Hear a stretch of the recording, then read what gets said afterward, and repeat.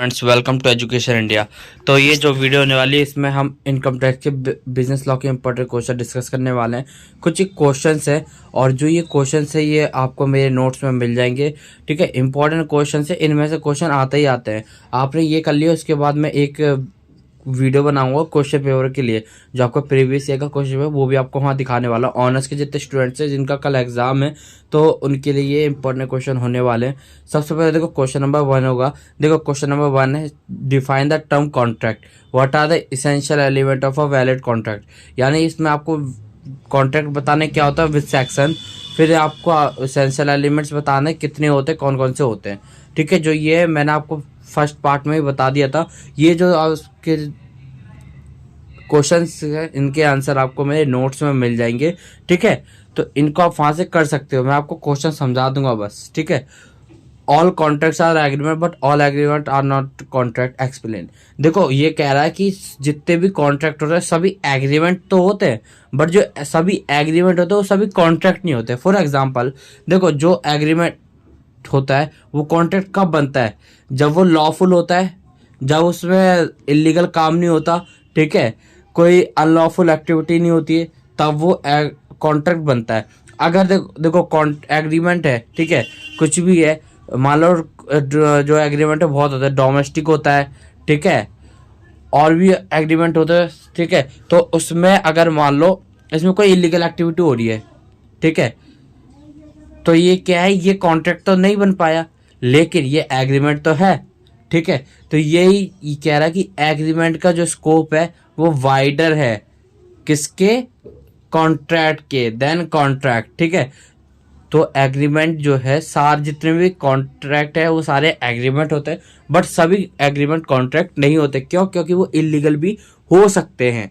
Define contract है, B explain classification of contract. यहाँ पे आपको टाइप्स ऑफ कॉन्ट्रैक्ट बताने हैं, जो मैंने आपको बता चुका हूँ, आपको मेरे नोट्स के अंदर ये मिल जाएंगे। ठीक है, डिफाइन ऑफर, ऑफर बताना, उसके वैलिड रूल्स क्या क्या है। ठीक है, यानी आपको यहाँ इसेंशियल एलिमेंट्स बताने हैं ऑफर के।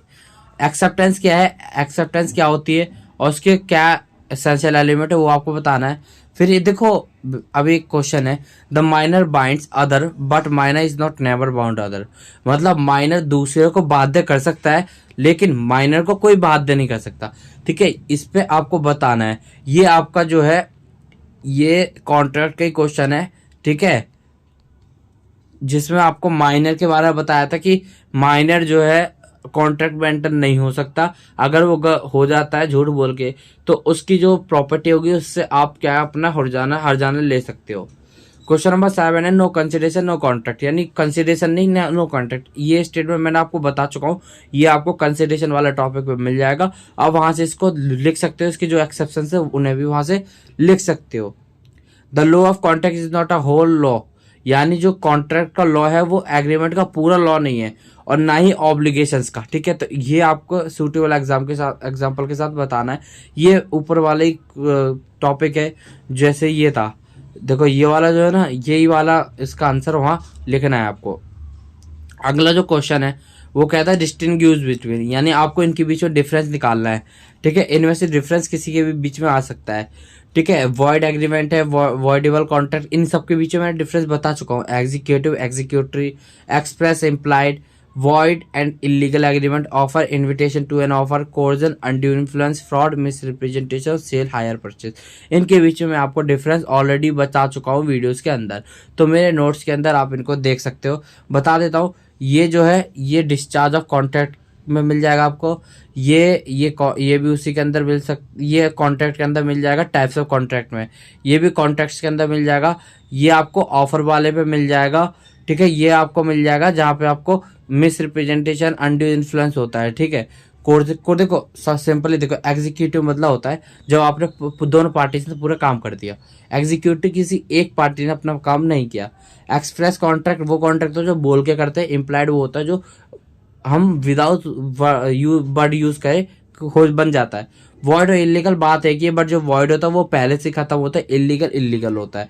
ऑफर मतलब होता है हम किसी को बुलाते हैं, but invitation to on offer अलग होता है। इनविटेशन का मतलब है जैसे आप किसी मॉल में गए, आपने एक स्टैचू देखा उसमें कपड़े लगे, तो आपने बोला कि मुझे ये कपड़े चाहिए, तो उसने आपको बुलाया तो नहीं कि भाई आप आ जाओ, ठीक है, तो आप उसकी तरफ अट्रैक्ट हुए, उसे इनविटेशन टू एन ऑफर कहते हैं। कोर्जन मतलब होता है किसी को मान लो मत्थे पे गन रख के आपने कोई कॉन्ट्रैक्ट बनवाया, ठीक है। अंडर इन्फ्लुएंस, कुछ उसके साथ कुछ गलत इन्फ्लुएंस कर दिया, फ्रॉड कर दिया, उसके साथ मिस रिप्रेजेंटेशन है, कुछ गलत तो वो कर दिया, ठीक है। सेल और हायर परचेज के बीच में डिफरेंस। अब अगला है discuss the briefly legal relating communication to offer external revocation. ये मैं आपको बता चुका हूँ। A stranger to consideration can sue but stranger to contract can't sue. Stranger जो है कंसिडरेशन के लिए स्यू कर सकता है, बट वो कॉन्ट्रैक्ट के लिए स्यू नहीं कर सकता। ये जो क्वेश्चन है वो वेरी इंपॉर्टेंट है, ठीक है। तो इसका आंसर जो है मैं आपको हो सके तो वैसे प्रोवाइड करा दूंगा, बट ये मेरे को आपको मेरे नोट्स में मिल जाएगा। नहीं मिलेगा तो आप गूगल पे भी इसको डाल के निकाल सकते हो, आपके बुक में भी क्वेश्चन मिल जाएगा इसका इसका हाँ, स्पेशली इसका आंसर हो सके तो मैं डाल दूंगा अपने टेलीग्राम ग्रुप पे। What are the rule regarding person time, देखो ये भी आपको बता चुका हूँ मैं कि परफॉर्मेंस ऑफ कॉन्ट्रैक्ट है, उसके अंदर मिल जाएगा आपको ये। डिस्चार्ज ऑफ कॉन्ट्रैक्ट क्या होता है, मोड्स क्या क्या होते हैं, बाय एग्रीमेंट कर सकते हो, ठीक है। तो इस तरह से आप यहाँ पे लिख सकते हो। Brief explain different kinds of remedies, यानी ब्रीच ऑफ कॉन्ट्रैक्ट की रेमेडीज क्या क्या है। ब्रीच मतलब होता है कॉन्ट्रैक्ट को तोड़ देना, उसकी क्या क्या रेमेडीज है, क्या क्या आपको भुगताना बनना पड़ेगा। तो आपको ये आपको मेरे नोट्स में मिल जाएंगे। What are agreement which have expressly declare be void, ऐसे कौन से एग्रीमेंट होते हैं जिनको एक्सप्रेसली वॉइड डिक्लेयर कर दिया जाता है, ये वॉइड है, ठीक है। Explain the difference between contract of indemnity और contract of guarantee. Contract of indemnity का मतलब होता है कि किसी को लॉस से बचाना, ठीक है। गारंटी का मतलब होता है किसी के बदले में पे कर देना। Discuss the right and duties of bailee, bailee की राइट और ड्यूटी बतानी है, एजेंसी बतानी है, ये कैसे बनती है और कैसे टर्मिनेट होती है, ठीक है, एग्जाम्पल के साथ बतानी है। What do you mean by contract of sale क्या होता है, उसके एसेंशियल क्या क्या होते हैं। Explain the doctor of caveat emptor, देखो कैविट एम्प्टर क्या होता है, ये होता है कि बी अवेयर ऑफ वायर, यानी वायर को अवेयर करना कि उसके साथ कोई धोखाधड़ी ना हो जाए, तो उसको कैविट एम्प्टर रूल जो है डॉक्टर जो है वो संभालता है, ठीक है। और ये सेल्स ऑफ गुड्स एक्ट के अंदर आता है, तो आपको सिंपली आंसर मिल जाएगा। What is mean by unpaid seller, unpaid seller वो सेलर होता है जिसको पैसा नहीं दिया जाता है, ठीक है, या बोलो हाफ पेमेंट नहीं दिया जाता है, उसे अनपेड कहते हैं। और उसके क्या क्या राइट होता है सेलर के। What do you mean bye condition warranty क्या होती है, और इसके इम्प्लाइड कंडीशन और वारंटी को आपको यह बताना है कॉन्ट्रैक्ट ऑफ सेल के अंदर, ठीक है। अब अगला है consideration. Define consideration, what are the legal regarding, यानी इसके क्या क्या रूल्स, ठीक है, कंसिडरेशन को वो यहाँ आपको बताना है। अगला क्वेश्चन है, a contract without consideration void, without एक कॉन्ट्रैक्ट विदाउट कंसिडरेशन वो वॉइड रहता है, ठीक है। इसके कुछ एक्सेप्शन है वो यहाँ आपको लिखनी है। Consideration need not to be adequate but it be some value in the eye of law. What the protection is affordable to minor in Indian, मतलब जो माइनर है उसके लिए क्या क्या प्रोटेक्शन अफोर्डेबल होती है इंडियन कॉन्ट्रैक्ट एक्ट के अंदर, वो यहाँ आपको बताना है। डिफाइन कंसेंट क्या होता है और फ्री कंसेंट किसे कहते हैं, सिंपल ये बताना है। कोर्जन क्या होता है और is a threat to commit suicide, अगर आप सुसाइड करते हो क्या उसे कोर्जन कहा जाएगा। What is effect coercion, coercion का कॉन्ट्रैक्ट में क्या इफेक्ट पड़ता है वो यहाँ आपको बताना है। Define the term miss representation, what is effect, इसका क्या क्या इफेक्ट पड़ने वाला वो यहाँ आपको बता देना है। डिफाइन फ्रॉड और इसके एसेंशियल क्या क्या है, उसको साइलेंस फीचर्स भी होते हैं और किसको हम फ्रॉड कहेंगे, ठीक है, वो यहाँ आपको बता देना है। An agreement is restraint of trade is void, यानी आप अगर किसी के ट्रेड को रोकते हो, बिजनेस व्यापार को रोकते हो तो ये वॉइड कहलाएगा, ठीक है। इसके लिए आपको कुछ एग्जाम्पल भी दे रहा है, एक्सेप्शन बता देनी है। Impossibility of performance is as rule not execute not performance of a contract, यहाँ पे आपको डैमेजेस के टाइप बताना है, पहले आपको डैमेज बताने क्या होता है फिर टाइप्स बता देना है। और एग्री पार्टी में क्लेम, क्या एग्री पार्टी ब्रीच होने पर क्लेम कर सकती है वो यहाँ आपको बता देना है।